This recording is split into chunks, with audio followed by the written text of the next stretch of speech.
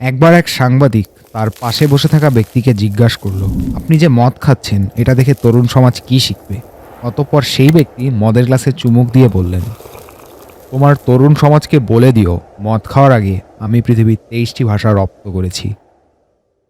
সাল 1927। ভারতবর্ষ তখন ব্রিটিশের অধীনে। বাংলার বেশিরভাগ শিক্ষিত মানুষ তখন কলকাতা বা ঢাকার গণ্ডিতে আটকে।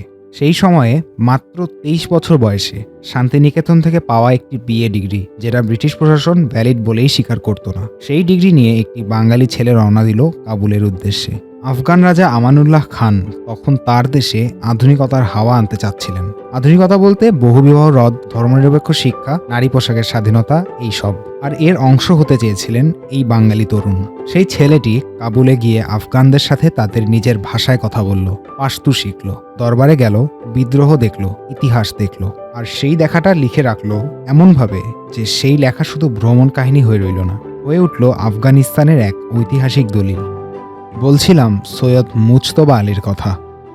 ইতিহাস ও জীবনের এই যাত্রা চালিয়ে নিতে আমাদের চ্যানেলটি সাবস্ক্রাইব করে পাশে থাকুন। আপনাদের সাপোর্টই আমাদের নতুন ভিডিও বানানোর মূল প্রেরণা। লাইক ও শেয়ার করে ছড়িয়ে দিন সবার মাঝে। 1904 সালের 13ই সেপ্টেম্বর ব্রিটিশ ভারতের অধীনে সিলেটের করিমগঞ্জে জন্ম। 1919 সালে রবীন্দ্রনাথ ঠাকুর সিলেট সফরে এলেন।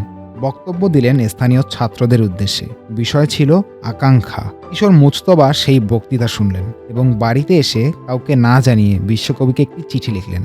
জিজ্ঞেস করলেন, জীবনে বড় আকাঙ্ক্ষা স্থির করতে হলে কি করতে হয়?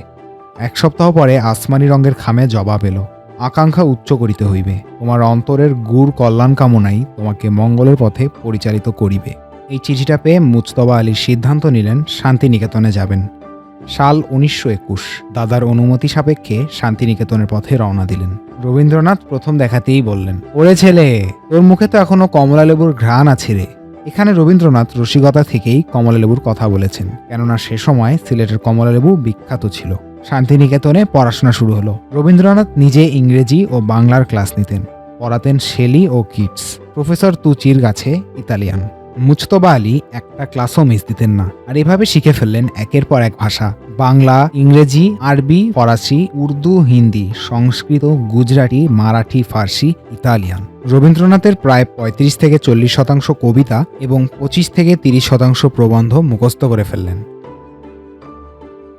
1921 থেকে 1926 5 বছর শান্তিনিকেতনে। বিশ্বভারতীর প্রথম দিকের গ্র্যাজুয়েটসদের একজন হিসেবে বিএ ডিগ্রি নিয়ে বের হলেন। কিন্তু বিশ্বভারতীর ডিগ্রি তখন ব্রিটিশ প্রশাসন ভ্যালিড বলে স্বীকার করত না। শুধু পরাজিত জার্মান সরকার বিশ্বভারতী ও জামিয়া মিলিয়ার মতো স্বদেশি শিক্ষা প্রতিষ্ঠানকে স্বীকৃতি দিত। পক্ষান্তরে জার্মানি যেতে তার পর্যাপ্ত অর্থ ছিল না। সাল 1927। আফগানিস্তানের রাজা আমানুল্লাহ খান তখন আধুনিকতার স্বপ্ন দেখেছিল। মেয়েদের জন্য স্কুল কলেজ, ধর্মনিরপেক্ষ শিক্ষা, পর্দা প্রথার শিথিলতা ইত্যাদি। তাই বিদেশ থেকে জ্ঞানীগুণী মানুষদের নিয়ে দিতে শুরু করেছিলেন। রবীন্দ্রনাথ নিজে তার প্রিয় ছাত্র মুজতবার নাম প্রস্তাব করেছিল। মুজতবা আলী কাবুলে গিয়ে এগ্রিকালচারাল কলেজে ফ্রেঞ্চ ও ইংলিশের প্রফেসর হিসেবে যোগ দিলেন। কাবুল শহর থেকে 1.5 মাইল দূরে খাজামুল্লা গ্রামে বাসা নিলেন। সেখানে তার জীবন ছিল অদ্ভুত সুন্দর। বিকেলবেলা কখনো কাবুল শহরে বেড়াতে যেতেন, কখনো নতুন রাস্তায় পায়চারি করতেন। তার দেশে বিদেশে বইটি থেকে কাবুলে থাকাকালীন সময়গুলো কেমন ছিল তা অনুধাবন করা যায়। এ বইয়েরই বিখ্যাত চরিত্র আব্দুর রহমান। মুজতবা আলী রসিকতা করে বলেন, কাবুল শহরে আমি 2টি নরদানব দেখেছি, আর একটি আব্দুর রহমান। দ্বিতীয়টির কথা সময় এলে হবে। পরে ফিতে দিয়ে মেপে দেখেছিলাম 6 ফুট 4 ইঞ্চি। উপস্থিত লক্ষ্য করলুম লম্বাই মিলিয়ে চওড়াই। 2খানা হাত হাঁটু পর্যন্ত নেবে এসে আঙ্গুলগুলো দুদি মর্তমান কলা হয়ে ঝুলছে। পা 2খানা ডিঙ্গি নৌকার সাইজ। কাজ দেখে মনে হলো আমার বাবুর্চি আব্দুর রহমান না হয়ে সে যদি আমির আব্দুর রহমান হতো তবে অনায়াসেই গোটা আফগানিস্তানের ভার বইতে পারত। এই আব্দুর রহমান মুজতবা আলীর সাথে পুরোটা সময় জুড়েই ছিল। মুজতবা আলীর কাবুলে আসার প্রধান উদ্দেশ্যই ছিল কিছু অর্থ জোগাড় করে জার্মানিতে পড়তে যাওয়া। কিন্তু হঠাৎই পরিস্থিতি বিপরীত দিকে চলে যায়। রাজা আমানুল্লাহ খানের বিরুদ্ধে বিদ্রোহের ডাক এলো। কাবুল অস্থিতিশীল হয়ে উঠল। এ পুরো সময় জুড়ে তিনি যে অর্থ উপার্জন করেছিলেন তা একজনের নিকট জমা রাখা ছিল। যুদ্ধ শুরু হলে ওই জনৈক ব্যক্তিটি মারা যায়। লাশের পাশাপাশি মুজতবা আলীর অর্থগুলো মাটির সাথে মিশে যায়। মুজতবা আলী শুধু এক রম্য লেখকই ছিলেন না, তার লেখায় হৃদয়ের সংবেদনশীলতাও প্রকাশ পায়। কাবুল ছাড়ার সময় আব্দুর রহমান মুজতবা আলীর সঙ্গে আসতে চেয়েছিল, কিন্তু তা ছিল অসম্ভব। বিমান ছাড়ার সময় মুজতবা আলী লক্ষ্য করে আব্দুর রহমান দাঁড়িয়েই রয়েছে। তিনি লিখেন, বহুদিন ধরে সাবান ছিল না বলে আব্দুর রহমানের পাগড়ি ময়লা, কিন্তু আমার মনে হলো চতুর্দিকের বরফের চেয়ে শুভ্রময় আব্দুর রহমানের পাগড়ি, আর শুভ্রময় আব্দুর রহমানের হৃদয়। কাবুলের পর মুজতবা আলী আর থামলেন না। 1929 সাল, উইলিয়াম হাম্বল স্কলারশিপ নিয়ে গেলেন জার্মানিতে। প্রথমে বার্লিনে, কিন্তু বার্লিনের হট্টগোল তার সহ্য হলো না। কয়েক মাস পর চলে গেলেন বন বিশ্ববিদ্যালয়ে।